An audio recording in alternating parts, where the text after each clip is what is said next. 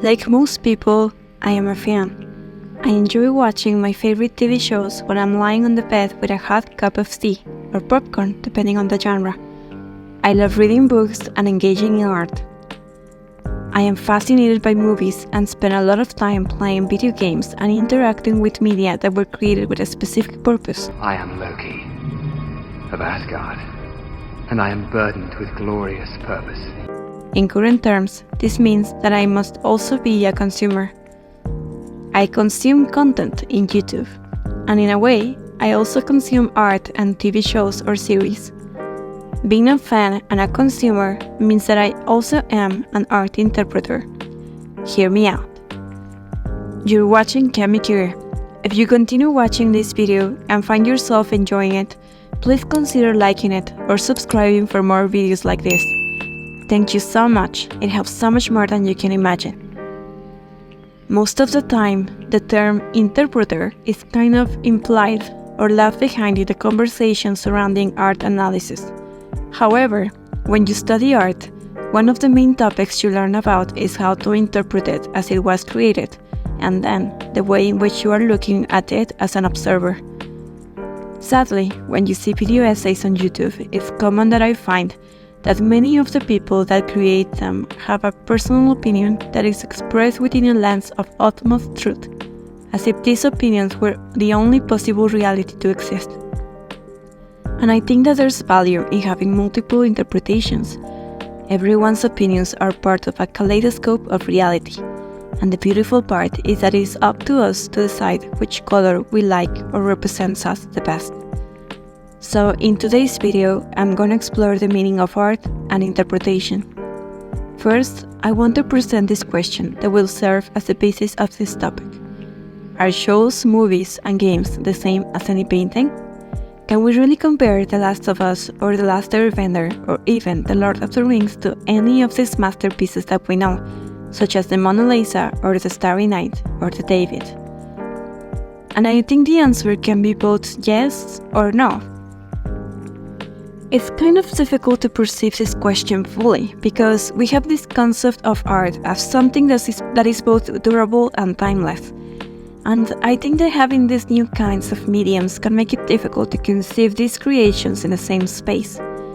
However, we don't really know how these ideas are going to continue evolving in the future, and I think these kinds of digital mediums can also be pretty artistic.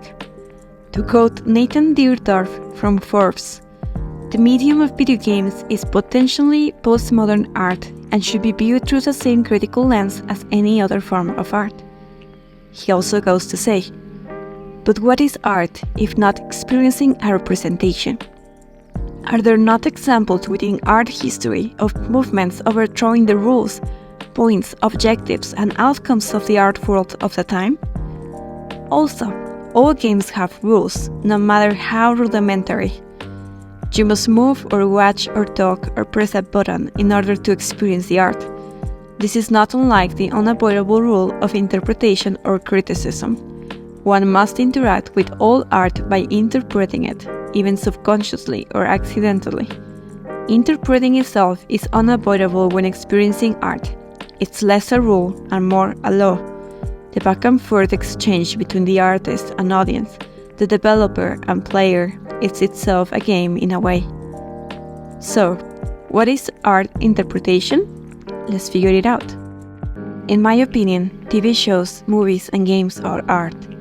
Most of the time, we can define artwork as something that obtains physicality through the spirit and purpose of its creator, as objects that are created to express feeling or to represent a concept, idea, person, or thing. It's not something that is made only to be consumed or monetized. It's meant to be analyzed upon, to find representation or inspiration upon it. The person who creates art puts effort in every step that the project requires and knows what tools to use in order to achieve it. That is what art is to me: expression of the self. We can find art in many different mediums: paint, melody, clay, wood. I find the current discussion of the value of animation very interesting. Animation is drawing or illustrations, but also music and direction and acting. research, editing, and so much more.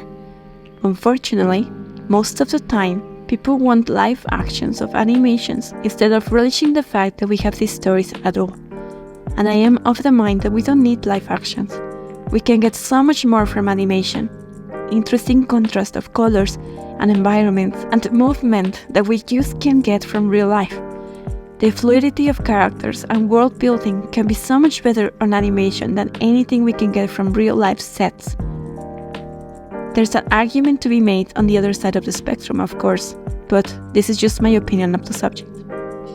When we come upon different or new art forms, how do we interact with them? That is the main idea of interpretation, interaction. We interact with everything that surrounds us, and thus we are interactable beings, and everything that surrounds us is interactive. Maybe some objects have less interactivity than others, but we can have some sort of interaction within every object we encounter. Interaction is part of interpretation, or more or less, it is the unconscious way we understand these artistic objects. A lower level of interaction might be within a museum, for example. You look upon the pieces, but that's as much as you can normally do there. And still, it is an interaction nonetheless. You're still looking at the artwork, receiving the light that makes up different shadows and contrasts. Through this, you can also gather different meanings into the piece through your own experience and previous knowledge of techniques, context, iconography, or the artist's life. These meanings are often pretty subjective, and they are the interpretation that we place upon it as part of its audience.